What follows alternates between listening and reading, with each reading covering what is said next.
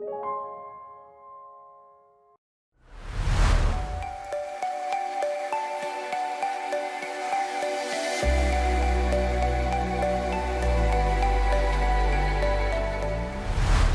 안녕하십니까. 저는 서울대학교 자유종합부의 장대익입니다. 팬데믹 시대에 어떻게 우리의 인지적 혼란이 증폭되고 있는지에 대해서 좀 말씀드리고 싶은데요. 팬데믹, 인포데믹, 그리고 탈진실이라는 주제로 말씀드리도록 하겠습니다. 지금 뭐 다들 어려운 상황에 있는 거 우리 다 알고 있는데, 이 팬데믹 상황에서 이 바이러스뿐만 아니라 정보가 우리에게 주는 그런 어떤 혼란들이 있죠. 그것을 우리가 인포데믹이라고 얘기를 합니다. 그래서 인포데믹은 어떻게 팬데믹에 의해서 이렇게 증폭되는가, 이걸 먼저 말씀드리도록 하겠습니다. 예일대학의 의학사 학자인 프랭크 스노든이라는 교수가 Epidemics and Society라는 책에서 이 팬데믹이 처음이 아니고 역사 동안에 굉장히 오랫동안 지속되어 왔는데, 반복되어 왔는데, 그 반복되는 역사에서 굉장히 공통점이 있다는 것을 발견하게 됐습니다. 그것은 일종의 사회적인 부정적인 감정의 어떤 확산이고 인지적 혼란인데요. 예컨대 14세기의 흑사병 때문에 이제 그 흑사병이 유태인에 의해서 유태인이 뭐 우물에 독을 탔다는 식으로 이제 루머를 퍼뜨리고, 그래서 수많은 사람들이 유태인들이 학살당하는 그런 끔찍한 일들이 있었죠. 뭐 오늘날은 이런 학살을 자행하기는 어렵지만, 실제로 코로나19가 이렇게 확산되기 시작할 때 특히 유럽에서 아시아인들에 대한 혐오와 그런 배제의 그런 행동들이 굉장히 많았습니다. 그래서 지금도 여전히 이 공통된 역사적인 반응, 다시 말해서 혐오와 인적 혼란은 계속되고 있다고 말씀드릴 수가 있겠습니다. 그래서 정리해 보면 팬데믹은 인지적 혼란과 정서적 혐오를 불러일으켜 왔고, 실제로 오늘날도 이 슬라이드 보시겠지만 뭐 미국뿐만 아니라 유럽, 뭐 우리나라도 마찬가지입니다만 이 사태를 잘 이해하려는, 혹은 또 자기의 입장에서 그것을 반대하고 이렇게 다른 타 집단에 대한 혐오, 이런 것들을 표출하는 일들이 지금도 진행되고 있습니다. 자, 이것을 우리가 인포데믹이라는 말로 한번 생각을 해볼 수 있을 텐데요. 이 말은 인포메이션, 정보라는 뜻과 그다음에 에피데믹, 전염병이라는 이 단어를 합성한 단어입니다. 여러분 기억하실지 모르겠지만 그 사스가 2003년에 이제 홍콩 등에서 막 그 창궐하기 시작했는데요. 그때 이 사스 바이러스뿐만 아니라 이 바이러스에 대한 루머 때문에 사람들이 굉장히 큰 피해를 보고 있다라고 하는 기사를 누군가가 이제 워싱턴 포스트에 쓰게 됩니다. 그러면서 이 인포데믹이라고 하는 신조어를 만들게 되죠. 여러분 플랜데믹이라는 홈페이지에 혹시 들어가 보셨는지 모르겠는데요. 이 플랜데믹의 이 홈페이지에 혹시 들어가 보셨다면 여러분 조금 이상한 분이실 가능성이 높습니다. 왜냐하면 이 홈페이지에 가보면 이 지금 코로나19는 빌 게이츠가 백신 장사를 하기 위해서 일부러 만들어낸 것이다라고 하는, 소위 말해서 이 코로나19에 대한 음모론을 퍼뜨리는 그런 홈페이지라고 할 수 있겠죠. 근데 여러분 이게 뭐 사실 말도 안 되는 뭐 홈페이지겠지만, 실제로 많은 분들이 적어도 1억 명의 사람들이 이 홈페이지에 들어가 봤다는 사실을 보면 이 팬데믹이 어떻게 인지적 혼란을 주는지를 알 수 있을 것 같습니다. 자, 인포데믹의 사례들은 사실 굉장히 많은데요. 여러분들도 한 번쯤 들어봤고 또 한 번쯤 혹해왔을 만한 것들이겠죠. 코로나19에 걸리면 영구적 폐 손상이 일어난다. 실제로 그렇게 처음에 그런 루머가 돌아서 굉장히 공포감에 휩싸였는데, 실제로 그렇지 않다는 게 밝혀졌고요. 청년은 코로나19에 걸려 죽지 않는다. 죽은 청년들 많이 있습니다. 그리고 마스크는 코로나19 전파를 막을 수 없다. 사실 이건 굉장히 심각한 거짓 뉴스였죠. 실제로 막을 수 있었고요. 그리고 마스크가 굉장히 큰 역할을 했다는 거 여러분들 아실 겁니다. 그런데 이제 초창기 때 우리가 이 코로나19 바이러스를 잘 몰랐기 때문에 사실 전문가들도 매체에 나와서 그럼 마스크는 쓰지 마시고요. 마스크는 의료진이나 환자에게 돌아가는 게 마땅하니 여러분들이 손 열심히 잘 비누로 씻으세요. 이렇게 얘기했던 기억이 납니다. 사실 그 거짓 뉴스죠. 왜냐하면 마스크가 굉장히 큰 역할을 했죠. 이것처럼 실제로 전문가들도 조금 헷갈리는 그런 정보들이 있습니다. 그리고 여러분 잘 아시는 코로나19는 빌 게이츠가 고의로 퍼뜨렸다. 많은 사람들이 웃으면서 그냥 이런 얘기도 있대라고 얘기하지만 실제로 많은 사람들이 이거를 믿고 있다는 것이 놀랍고요. 그래서 이것이 다 인포데믹이라고 할 수 있겠습니다. 근데 최근에는 프랑스에서 홀드업이라는 다큐멘터리가 방영이 됐는데요. 이 다큐멘터리가 이 뭐 백신에 대한 혹은 뭐 빌 게이츠가 이 그 팬데믹을 만들었다라고 하는 그러한 정보들을 굉장히 설득력 있게 사실 거짓 정보인데 그걸 주고 있는 그런 다큐멘터리였습니다. 근데 놀랍게도 많은 사람들이 이것에 고개를 끄덕이고 물론 이제 프랑스의 어떤 그 정부가 잘못 대처한 것에 대한 어떤 반응이겠지만 이런 것들이 지금도 진행되고 있다는 사실이 놀랍다고 할 수 있겠습니다. 자, 그렇다면 이런 거짓 정보들, 그 다음에 이런 잘못된 그런 루머들이 왜 이렇게 확산되고 있는지, 이게 어떻게 만들어지고 있는지, 그걸 탈진실이라고 하는 포스트 트루스라고 하는 관점에서 한번 말씀드려보도록 하겠습니다. 그럼 포스트 트루스 혹은 탈진실이라는 용어를 들어보셨을 텐데요. 여론을 형성할 때 객관적 사실보다 개인적 신념과 감정에 호소하는 것이 더 큰 영향력을 발휘하는 현상을 우리가 탈진실 현상이라고 얘기를 합니다. 또 실제 사실과는 관계없이 사실처럼 느껴지는 그래서 그것에 따라서 설득당하는 현상을 우리가 탈진실 현상이라고 말씀드릴 수 있는데요. 가령 기후변화의 심각성은 중국 정부가 미국 경제를 파멸시키려고 계획한 사기극이다. 이게 누가 말한 것인지 아십니까, 여러분? 예, 미국 대통령인 도널드 트럼프 미국 대통령이 실제로 한 말이죠. 뭐 이럴 리가 없죠. 근데 이런 사실들이 전달되고 있습니다. 그럼 그거의 그 극명한 사례가 2016년 1월 4일에 있었던 피자 게이트입니다. 이른바 피자 게이트인데요. 코멧이라고 하는 이 피자 가게에 힐러리 클린턴이죠. 힐러리 클린턴이 그 당시에 이제 대선 후보로 나왔었는데 여기서 아동 성매매를 아주 대대적으로 하고 있다라고 하는 말도 안 되는 정보가 돌기 시작했고요. 그것을 굳건히 믿었던 열혈 공화당 지지자가 와가지고 총기를 난사하는 그런 끔찍한 일이 벌어졌습니다. 예. 이것이 탈진실 혹은 뭐 거짓된 가짜 뉴스가 우리에게 실제로 피해를 줄 수 있는 그런 사례라고 할 수 있겠죠. 그렇다면 이것이 왜 일어나는가 이걸 이해해야지만이 막을 수가 있을 텐데요. 개인적 차원에서도 이야기해 볼 수 있고 집단적 차원에서도 이야기해 볼 수 있습니다. 개인적 차원에서는 두 가지 보통 이론을 얘기하는데요. 그러니까 자기가 믿고 있는 믿음과 실제로 어떤 불일치가 일어났을 때 자기 합리화하는 과정이죠. 그래서 이걸 인지부조화 이론이라고 합니다.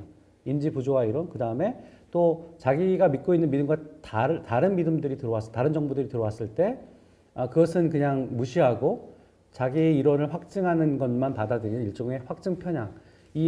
뭐 자기 합리화와 확증 편향이라고 하는 인지적인 어떤 편향은 사실은 모든 개인들이 갖고 있는 보편적인 성향이라고 할 수 있습니다. 정도의 차이는 있습니다만. 그래서 이 두 가지가 지금 이런 인지적 혼란 상황에서 아주 잘 작동하고 있다 이렇게 이야기해 볼 수 있습니다만 이것만으로 모든 걸 다 설명할 수 없습니다. 왜냐하면 잘못된 정보가 막 돌고 막 확산되는 것은 집단적인 현상이라고도 현상이기 때문이죠. 그래서 집단적 차원에서 이해를 해보면 이렇게 이해해 볼 수 있습니다. 여러분 이세돌 알파고 대국을 기억하실 텐데요. 여러분 혹시 누가 이길 거라고 예측을 하셨습니까? 우리는 인간 대 기계의 대국이라는 측면에서 인간이 이기길 바랬고 또 그 인간 바둑 챔피언이 이세돌이었기 때문에 우리나라 같은 경우는 당연히 이세돌이 이길 것이다라고 많은 사람들이 예측했죠.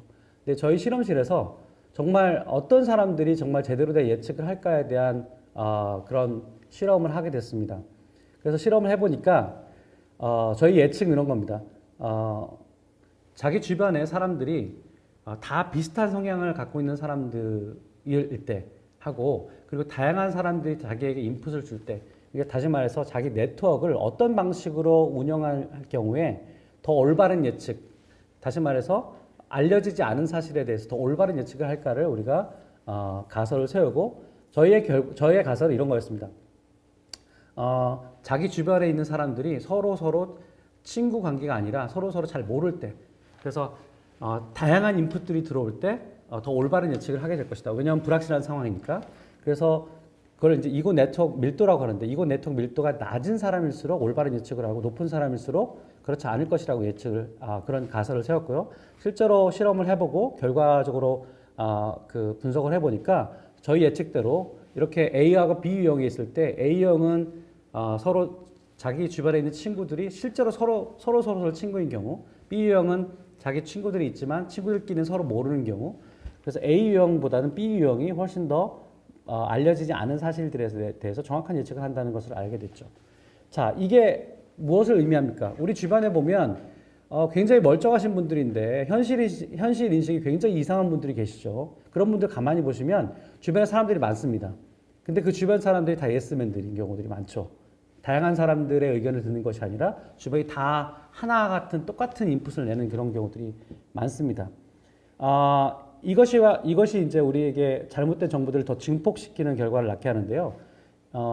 최근에는 이제 그 추천 알고리즘 같은 것이 이 일종의 동조 현상들을 더 증폭시키게 됩니다. 그래서 그걸 잠깐 이해를 해보면 여러분 예를 들어 페이스북 같은 SNS, 꼭 페이스북을 말씀드리는 게 아니라 SNS 같은 걸 실제로 사용해 보시면 여러분들이 좋아하는 기사에 대해서 좋아요를 누르잖아요. 읽고 좋아요를 누르는데 그렇게 누르게 되면 자기가 좋아하는 자기가 성향에 맞는 글들만 이제 계속 들어오게 되죠. 그래서 내가 옳다라고 믿으면 그 옳다라고 하는 믿음이 계속해서 증폭됩니다. 이걸 반향실 효과라고 보통 얘기하고, 그리고 내가 그동안 선택한 것들을 필터링해서 내가 좋아하는 것만 나에게 추천해주는 그런 필터 버블 현상들이 일어나게 됩니다.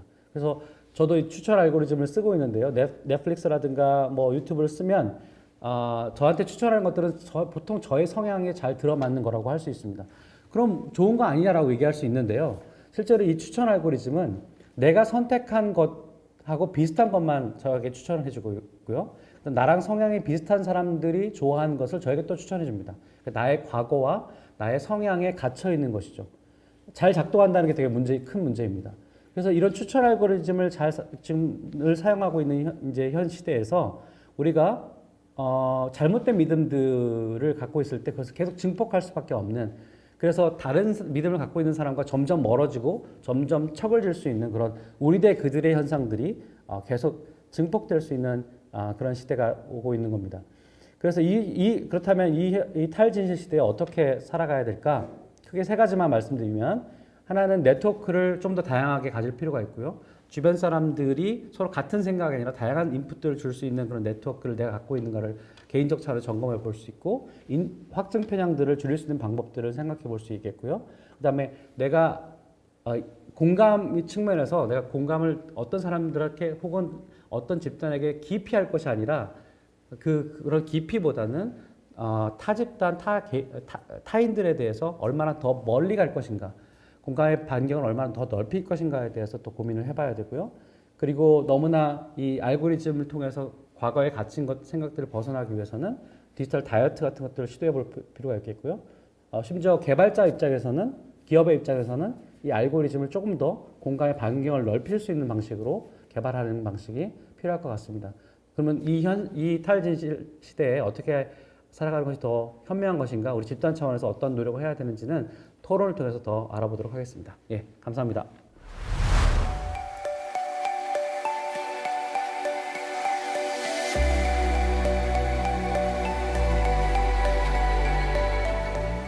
안녕하세요. 오늘 사회를 맡은 포스텍 이진우입니다. 조금 전에 저희들 아주 흥미로운 발표를 들었는데요. 우리 장대익 교수님께서 팬데믹, 인포데믹, 그리고 탈진실, 새로운 용어들이 많이 등장해요. 그죠? 네. 예, 코로나가 사실은 또 새로운 용어를 범람시키는 주범이기도 한 것 같다는 이런 느낌을 받는데요.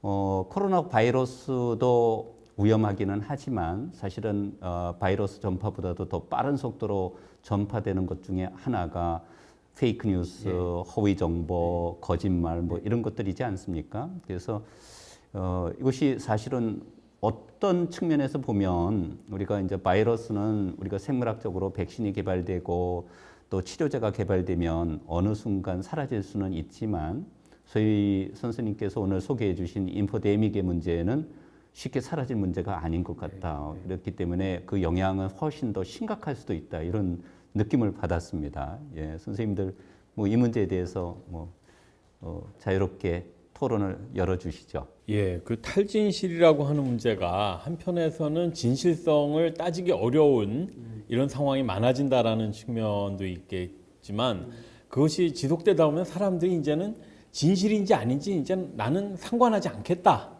나는 보고 싶은 거를 보겠다라고 하는 태도가 늘어나는 것 같습니다. 그러면 그것이 어떤 사회적인 부작용으로 연결될지 좀 생각을 해보면 좋지 않을까라는 생각이 드는데요. 결국에는 사람들이 점점 더 뭔가 과거에는 진실을 찾기 위해서 노력을 했었는데 이제는 그런 노력을 아예 방기해버리거나 아니면은 아예 나는 그런 것에는 관심도 없고 나는 내가 하고 싶은 것, 믿고 싶은 것만을 하겠다. 저는 양극화라고 하는 것을 그런 면에서 좀 바라볼 필요가 있지 않겠나. 정치적 양극화 아니면 사람들의 어떤 그 인종적인 아니면 의견의 양극화 그런 생각이 드는데 어떻게 생각하시는지. 그 말씀하신 대로 진실은 자기 공동체 안에만 있는 거죠. 자기 집단에만 통용되고 그 집단 사람들은 받아들이고 있는 사실. 근데 사실은 다른 집단에서 보면 그것은 진실이 아닐 수도 있고 아니면 약간의 잘못된 정보가 들어갈 수 있는 그런 사회를 그냥 원래 그런 거야 라든가 뭐 불편하지 않아 라고 느끼고 또 어떤 첨예한 문제가 대입됐을 때는 그걸 가지고 서로 싸우는 이제 이게 지금 우리 양극화라고 말씀하신 그 부분인 것 같은데요. 근데 그게 뭐가 문제냐면 뭐 그렇게 살아도 되는 거 아니냐? 뭐 이렇게 반문하시는 분도 계시겠지만 그렇게 사라질 수가 없죠. 왜냐하면 이게 무슨 우리 부족주의 사회가 아니잖아요. 예전에는 수렵 채집할 때는 그게 그렇게 해서 살았지만 지금은 77억이라고 하는 인구가 있고 그리고 지금 어떤 의사결정이 모든 사람에게 영향을 미칠 수 있는 이런 상황인데 각자의 진실만 담고 있다라고 하는 사회는 굉장히 불안한 사회죠. 갈등이 만연되어 있는 사회죠. 이건 해결될 수가 없는 거죠. 그래서 이게 양극화가 되면 왜 문제가 되느냐라고 질문하면 바로 그 문제가 지금 되게 심각한 것 같습니다. 네. 결국에 이제 자기가 선택해서 볼 수 있는 SNS가 말증가에 따라서 네. 그 자기가 원하는 걸 보게 되고 그럼 자기가 확정 편향에 세지게 되고 그러면 사회는 더 분열되고 네. 그게 고스란히 민주주의의 반영이 될 텐데 이게 위기 아니겠습니까? 네. 그러면 어떤 식으로 이게 SNS 같은데도 네. 좀 자기 입장을 감화시키는 주장이 아니라 다른 사람의 생각을 들어볼 수 있는 기회를 열어주는 뭐 알고리즘 같은 게 가능할까요? 예. 지금 뭐 SNS 하다 보면은 제가 다른 견해를 정말 받고 싶다 그러면 어떤 짓을 해야 되냐면 제가 글을 읽고 너무 싫어요. 막 혐오감이 일어요. 근데 좋아요를 눌러줘야 돼요. 그래야지 그런 비슷한 견해들이 저한테 추천이 되는 겁니다. 그러지 않고 내가 정말 내가 좋아하고 내가 편한 글만 좋아요를 누르면 계속 비슷한 글만 오게 되는 거죠. 그러니까 지금의 알고리즘은 역으로 보면 그게 잘 작동하고 있다는 거죠. 그러니까 익숙한 생각, 비슷한 생각들에 더 편하고 그리고 그거에 더 만족감을 느끼는 건데 사람이라고 하는 게 어느 순간 과거로부터 약간 단절이 일어나고 새로운 생각을 만나고 새로운 사람들을 만나고 하는 성장의 과정이 있잖아요. 근데 저는 이제 알고리즘을 이렇게 분석을 해보면 지금 잘 작동하고 있는 것들이에요. 지금 여러분 다 쓰고 계신 건데 그 알고리즘을 잘 보면 결국 자기의 과거, 자기의 성향을 넘어서지 못하게 만들고 그리고 그 사이트에 조금이라도 더 붙잡아 놓는 것이 그 알고리즘 개발자의 의도인 것이죠. 그러니까 우리의 사용자의 뭐 지적인 성장, 어떤 감정적인 성숙, 이거 전혀 관련이 없어요. 전혀 관심이 없어요. 그냥 붙들어 놓고자 하는 거죠. 그러니까 그 알고리즘이 작동하는 것을 일단 잘 깨닫는 게 중요할 것 같고요. 그러면 이제 문제는 그러면 그걸 넘어서는 그리고 사람들이 그걸 또 잘 사용할 만한 그런 새로운 알고리즘이 있느냐. 뜻밖의 발견들을 해낼 수 있는 그러니까 인터넷 서핑을 하다가 어느 순간 추천한 걸 보니까 내가 한 번도 경험해보지 못했지만 정말 나의 성장에 도움이 되고 나도 그걸 좋아하게끔 되는 그러한 어떤 추천을 가능하게 만드는 알고리즘이 있느냐. 저는 개발자들이나 기업이 그 생각을 지금 해야 된다고 봐요. 네. 지금은 없습니다. 제가 보기에는 참 이게 이제 모순인 것 같아요. 아까 말씀하시는 것처럼 이게 확증 편향이라든가 인지 편향을 조금 줄이기 위해서는 자기가 실질적으로는 지금 되게 혐오스럽고 뭐 싫어하는 의견이 있는데도 불구하고 좋아요를 눌러야 된다는 것은 거짓말한다는 뜻 아니에요? 그렇죠. 거짓말을 해야 거짓말을 줄일 수 있다는 이 모순적인 현상을 어떻게 해결해요?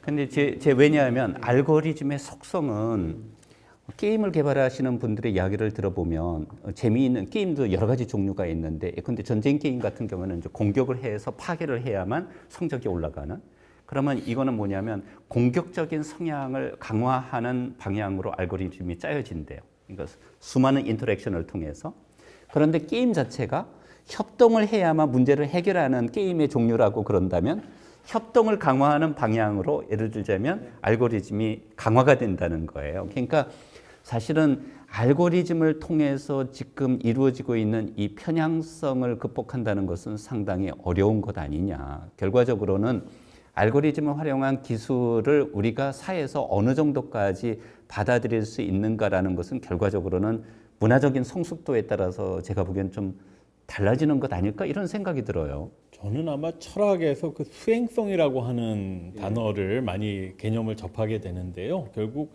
지식이라고 하는 것이 한편에서는 세상을 보여주는 일종의 카메라처럼 작동하기도 하지만 사람들이 움직여가는 수행성을 갖고 있다라고 본다면 결국은 저희가 갖고 있는 지식이 나를 어느 방향으로 끌고 가는가에 대해서 저희가 성찰적이 될 수 있는 그 가능성을 잃어버렸을 때는 저희는 일종의 저희의 주체성이 사라지는 것이 아닌가 그런 좀 두려움이 들 때가 있습니다. 그래서 어떻게 학생들을 교육을 시킬까 아니면 젊은 사람들 나이 먹은 분들도 점점 더 양극화되고 탈진실화되지만은 더 많은 앞날을 갖고 있는 젊은 사람들이 이 탈진실 시대를 살아가려면 어떤 것들이 필요한가에 대해서 좀 고민을 할 때가 이제 된 것이 아닌가라는 생각이 들거든요.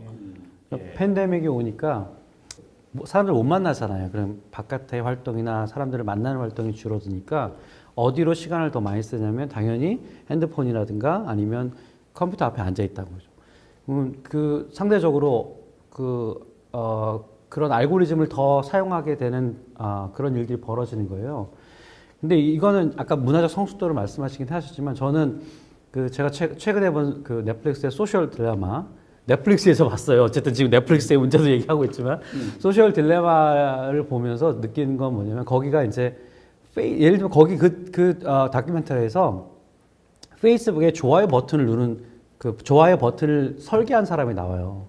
그러면서 처음에 설계할 때는 이런 고민 안 했지만 되게 좋게 쓰일 거라고 생각했지만 너무 지금 문제가 많다. 그러면서 이제 얘기를 하면서 이 일종의 SNS에서 이제 돌아가는 이 알고리즘이 결국에는 사람을 양극화로 가게 만들고 자기가 좋아하는 사람들과 유유상종하게 만들고 그래서 좀 더 자기를 더 닫힌 세계로 만들고 그래서 이거를 어떻게 해결해야 할지 정말 그거의 설계자의 입장에서 너무너무 뭐랄까요 힘들다라고 하는 증언을 해요. 그러니까 제가 말씀드리고자 하는 것은 이것은 전 세계적인 상황이지 전 세계적인 상황이 다 구글을 쓰고 페이스북을 하잖아요.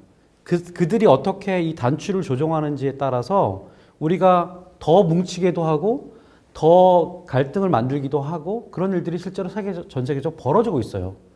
그래서 이 문제를 진짜 굉장히 중요한 문제가 돼버린 거예요. 더 중요한 문제가 돼버린 거죠. 팬데믹 시대에. 왜냐면 우리가 더 그 세계를 더 많이 사용하게 되니까. 근데 이제 또 틀림없이 이진우 선생님이 한번 역사적으로는 그 긍정적인 뭐 없겠냐고 말씀하실 것 같아가지고 일종의 반론 겸 그러니까 이제 우리가 흔히 어떻게 생각하기 쉽냐면은 위기가 닥치고 특히 질병이 뭐 팬데믹이 이렇게 세상을 덮치고 이럴 때 나타나는 그 현상이 이런 탈진실 그리고 이제 이 집단이 나뉘어지고 누군가를 블레임하고 뭐 하는 이런 갈등, 억압 이런 것들이 굉장히 심화되지 않겠냐. 근데 역사적으로 꼭 그랬냐면은 안 그런 현상도 많이 있었어요. 그러니까 이제 대표적으로 막 억압이 일어나고 하는 거는 예컨대 뭐 14세기 패스트 같은 경우에는 유태인 학살 일어나고 이제 심했죠. 그다음에 이제 콜레라 이때도 뭐 도저히 상상할 수 없는 그런 일들이 많이 일어나거든요. 그러니까 그때는 주로 이제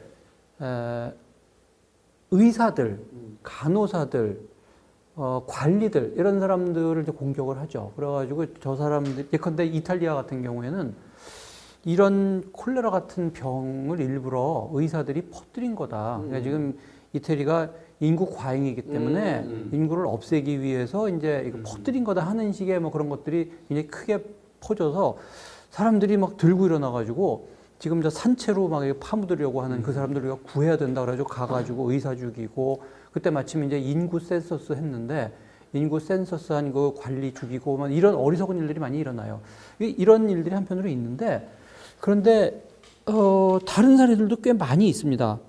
예컨대 뭐 로마 시대 같은 경우에도 이런 질병이 굉장히 크게 퍼지면은 신에게 제사를 지낸다고 하면서 사실 이제 음식을 많이 해가지고 신에게 제사 지낸다고 하는 명분으로 가난한 사람들 뭐 이런 사람들에게 많이 주고 그 교도소 갇혀 있던 사람들 풀어주고 뭐 20세기 미국에서도 그런 일이 많이 있었다 그래요. 한편으로는 그 흑인들 뭐 이런 사람들 공격하는 현상도 있지만 굉장한 위기가 닥쳤을 때 오히려 화합하고 하는 이런 현상들도 많이 있어요. 근데 문제는 그러면 어떤 상황에서 동정, 화합 이쪽으로 가고 어떤 상황에서 차별과 억압으로 가느냐. 연구들을 보면은 잘 모르더라고요. 굉장히 극심한 상황일 때, 치명률이 높을 때 훨씬 더 억압적인 상황이 벌어지는 것 같다. 이런 정도지, 정확한 답을 내리기는 힘들 것 같습니다. 다만 이제 여기서 강조하고 싶은 게, 그러니까 인간이 늘 이런 위기, 질병이 있으면은 이게 악화된 방향으로만 꼭 가는 거는 아니고 다른 가능성을 분명히 가지고 있다. 그걸 뭔가 찾아내서 그쪽 방향으로 유도할 필요는 있을 것 같습니다. 사실 생존 자체가 문제가 될 때에는 사람들은 설령 거짓이라고 하더라도 그런 허위 정보라든가 이런 데 취약해진다는 것은 뭐 역사적으로도 다 증명되는 거죠. 사회학적으로도 증명되고. 네, 문제는 그러면 오늘날 디지털 시대가 되고 인터넷이 보편화되고 이러다 보니까 사실 인포데믹이라는 건 그런 거 아니에요? 네. 과거에도 물론 소문이 상당히 빠른 속도로 퍼지죠. 그런데 오늘날은 뭐 실시간으로 지금 전파가 되는 것이니까 그 전파 속도라는 것은 비교할 수가 없죠. 그러면 문제는 이 디지털 시대가 되어서 수많은 정보들이 유통이 되고 이러는데 한편으로는 무엇이 소위 사실에 가까운 정보이고 또 다른 하나는 허위 정보일까? 이것을 판단하는 그 판단력에 문제가 될 수도 있지만, 그러니까 그것이 이제 뭐 아까 말씀하신 필터 버블이라든가 뭐 체리 피커링이라든가 다 사람들은 자기가 듣고 싶은 것만 듣고 보고 싶은 것만 보려고 그러는 성향은 제가 보기에는 과거에도 있었고 현재에도 있는 것이거든요. 그러면 디지털 시대에 과연 지금 문제가 되고 있는 인포데믹이라든가 뭐 탈지실 이런 문제를 해결할 수 있는 잠재력 같은 건 없을까요? 꼭 그걸 우리가 부정적으로만 봐야 될까요? 글쎄 뭐 아마 하나의 잠재력은 사람이 이제 어떤 균형 기능이 있기 때문에 네. 한쪽으로 지나치게 가면은 그로 인한 비용이 커지니까 네. 다른 쪽에 대안을 찾으려는 속성이 있을 것 같아요. 뭐 개인이든 아니면 사회든 간에. 그다음 아까 말씀하신 이제 지금 현재로서는 그러한 그 SNS 회사에서 자체적으로 그 다른 정보를 이렇게 제공할 수 있는 이제 그런 일종의 그 유인이 없다 이 말씀이잖아요, 그죠? 그러면 다른 시장이 생기겠다, 시장이. 예를 들어서 뉴스의 그 어떤 그 진실성 정도를 평가를 해서 그걸 공개하고 이제 그거를 어떤 면에서는 사람들이 좀 보게 하고 아니면 그런 기재를 그 SNS 회사에 좀 넣어줘서 한번 자기를 객관화시키는 거울 같은 역할을 할 수 있는 회사가 나을 것 같아요. 그걸로 또 물론 상업이 되겠지만 그렇게 되면 일종의 좀 제약이 생길 것 같아요. 그런 게 필요할 것 같고. 그래서 하나는 결국 이제 핵심인 것은 개인들 성찰하는 것인데 이게 이제 그룹 인트레스트라는 것을 보면 이게 어떤 면에서 마약 같은 것이 자기가 행복해지거든요. 그 안에 있으면. 똑같이 생각하는 사람 만나면 행복하고 뭐 기분이 좋아지는데 딴 이야기 하는 사람 만나면 뭐 기분은 나빠지고 이렇지 않습니까? 그러니까 사람이 본능적으로 가는 거예요, 쪽으로.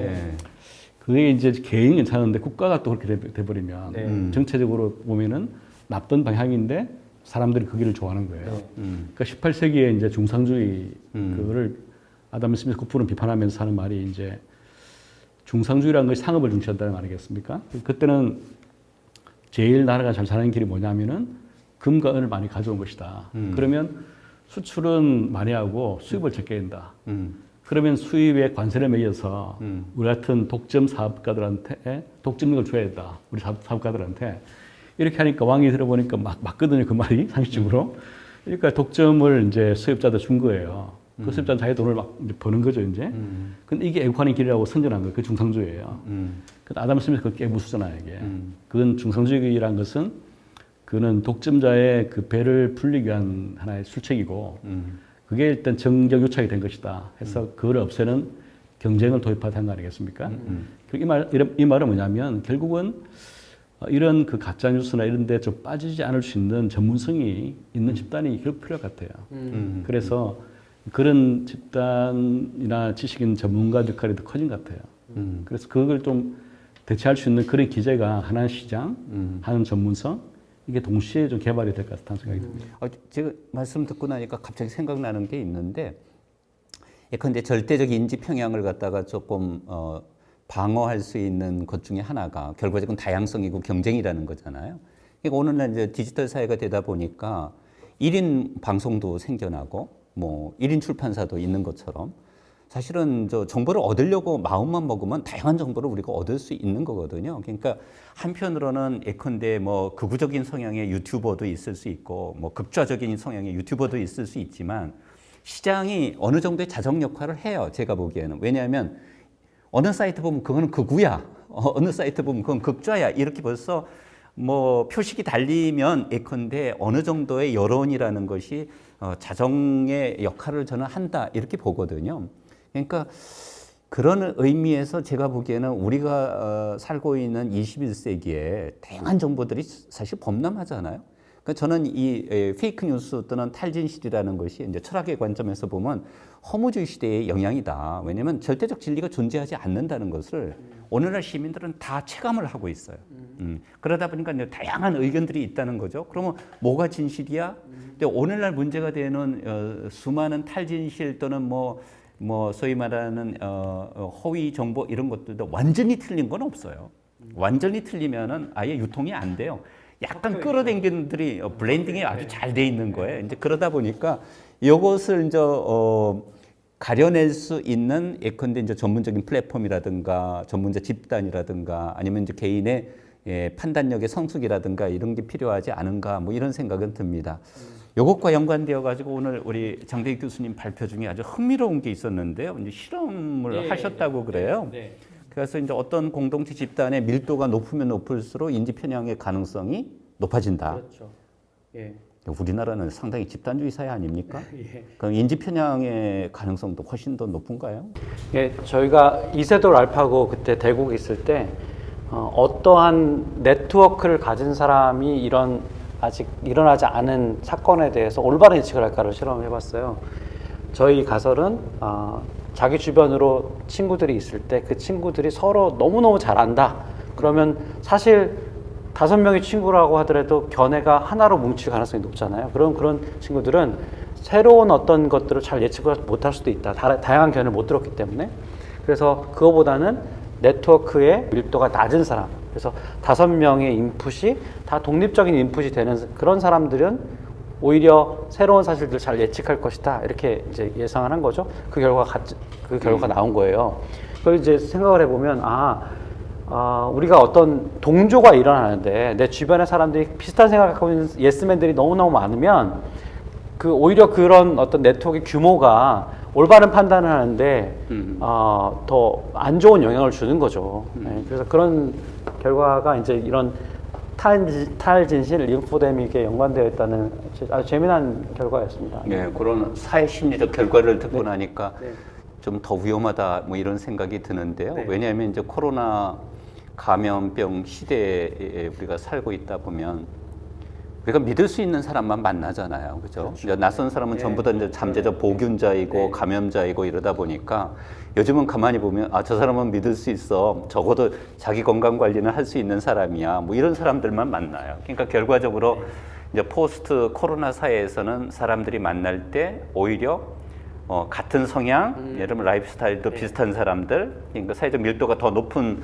사람이 만날 가능성이 더 크다는 것은 어떻게 보면 이제 코로나가 인지적 편향을 더 심화시키고 악화시킬 수도 있다. 뭐 이렇게 볼 수도 있지 않을까요? 거기다가 비대면으로 만나는 SNS에서도 자기 편향이 일어나면은 그렇죠. 오프라인, 온라인 전부 다 이제 그런 식으로 예. 아까 좀 다른 얘기를 하셨지만 뭐 새로울 거 없다 뭐 이런 말씀도 하셨지만 또 한편으로 저는 지금은 조금 새로운 부분이 있는 것 같아요. 그러니까 코로나 상황도 새로운 부분이 있지만 또 한편으로는 우리가 더 알고리즘에 전 세계 사람들이 동시에 영향을 받는 상황에서 지금 내전을 걱정하는 사람도 있습니다. 실제로 핀터레스트의 창업자는 정말 가까운 시대에 가까운 미래에 어떤 갈등이 일어날 거 아니야 그랬더니 이런 SNS를 통해서 결국 내전 같은 게 일어날 가능성도 있다 이렇게 비관적으로 보는 사람도 있어요. 사실 저는 계몽이라고 하는 것을 통해서 저희가 종교로부터 계몽의 의미 중에 하나가 저는 종교의 꿈으로부터 깨어난 것 아니겠습니까? 근데 저희가 과거 이전으로 다시 돌아가는 어떻게 보면 종교 전쟁의 시대로 돌아갈 수 있는 부족주의로 돌아가는. 예. 그래서 저는 집단 지성이라고 하는 것들이 어떻게 보면은 저희가 디지털 시대 초기에 가졌던 어떤 하나의 이상이었는데 제가 장 교수님 말씀을 듣고 보니 아, 집단도 집단 나름이구나. 예, 하나로 똘똘 뭉친 집단은 집단 지성이 발휘가 안 되는 것이구나. 그렇게 생각을 해도 되는 거겠죠. 네.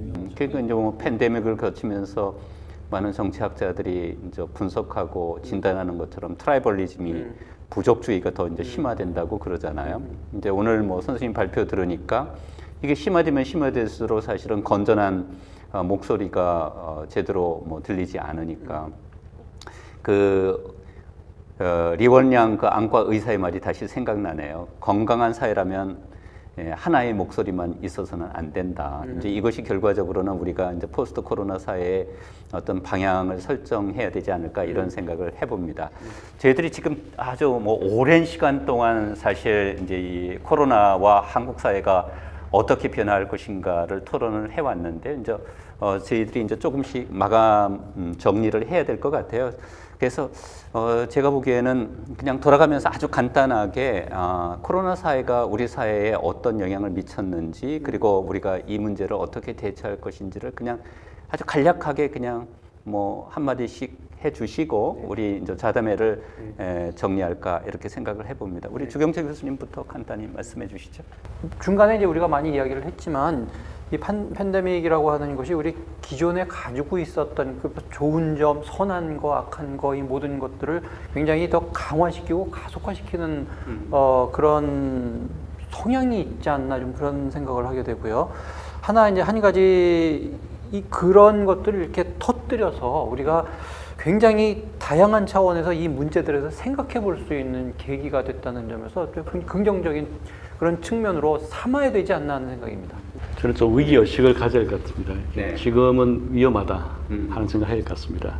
즉, 뭐 경제적 불평등 제가 말씀드린 대로 민주주의 시대 이전에 불평등 정도와 비슷한 불평등이 존재하고 있고 거기다 오늘 말씀하신 그 인포데믹 겹치게 되면은 이 민주주의가 위험할 수 있다 하는 생각을 해야지 아마 자기를 돌아보고 우리 사회를 돌아보는 성찰의식이 더 클 것 같습니다. 그래서 좀 위험하다 하는 생각들을 강하게 할 때가 아닌가 싶은 생각이 듭니다. 예, 저는 불안한 마음이 결국 불신을 낳게 되는 것 같고요. 그러다 보면은 자기와 좀 다른 사람들을 배척하게 되는 것 같습니다. 낯선 것에 대해서 좀 두려움이 적어지고 내가 나를 지킬 수 있다라고 생각이 된다면 결국 신뢰를 조금 더 높여가면서 우리가 사회적으로 너무 분열되지는 않는 그런 위기를 버틸 수 있는 힘을 길러야 되지 않겠나 그런 생각입니다. 중세를 무너뜨린 게 이제 여러 가지가 있지만 흑사병이라고 하지 않습니까? 그래서 봉건제도가 무너지고 르네상스가 왔는데 지금 코로나19도 어떤 면에서는 새로운 시대를 여는 뭐랄까요, 새로운 계기가 될 수도 있다고 봅니다. 그렇게 본다면 모든 것들을 다시 생각해보고 교육이든 아니면 뭐 불평등의 이슈든 간에 다시 생각해보고 그리고 뭔가 해결책을 찾아가는 그런 계기로 삼는 변곡점이 됐으면 좋겠습니다. 예. 사실 뭐 코로나19가 아직 사라지지도 않았고 여전히 저희들은 뭐 조심해야 될 그런 단계인데요. 우리가 이제 코로나19라는 사실 팬데믹을 생각해 보면 과거에도 수많은 전염병이 있었죠. 그런데 저는 이런 생각이 전 세계가 뭐 지구 공동체가 아마 자가격리를 하는 이런 전염병은 아마 최초가 아닐까. 이런 점에서 제가 보기에는 바이러스가 사라진다고 하더라도 바이러스가 발발하기 이전에 아마 사회로 되돌아가기는 힘들 것 같다. 이런 생각은 듭니다. 아까 주 교수님이 말씀하신 것처럼 사실은 기존에 이미 사회는 변화해 가고 있었고 그것이 좋은 점도 가속화하고 또 나쁜 점도 가속화하는데 기대하기는 좀 나쁜 점보다는 좋은 점이 많이 좀 가속화되었으면 좋겠다 이런 생각이 들고요. 사실은 뭐 누구나 다 아마 동의하는 문제이겠지만 코로나로 인해서 그동안 우리가 미처 보지 못했던 또 잊고 있었던 간과했던 측면들을 다시 한번 생각해 보는 그런 계기가 된 것은 틀림이 없습니다. 그래서 우리 자담회가 어떤 문제들이 사실은 이제 코로나19와 한국 사회의 변화와 직접적으로 연결되어 있는지 그런 것들을 성찰해 보는 시간이었습니다. 그래서 이 좌담회가 조금이나마 아마 그런 성찰의 기회를 제공해 주기를 바라고요. 우리 코로나19와 한국 사회의 변화라는 좌담회를 모두 마무리하도록 하겠습니다. 그동안 고생하셨습니다. 감사합니다. 감사합니다.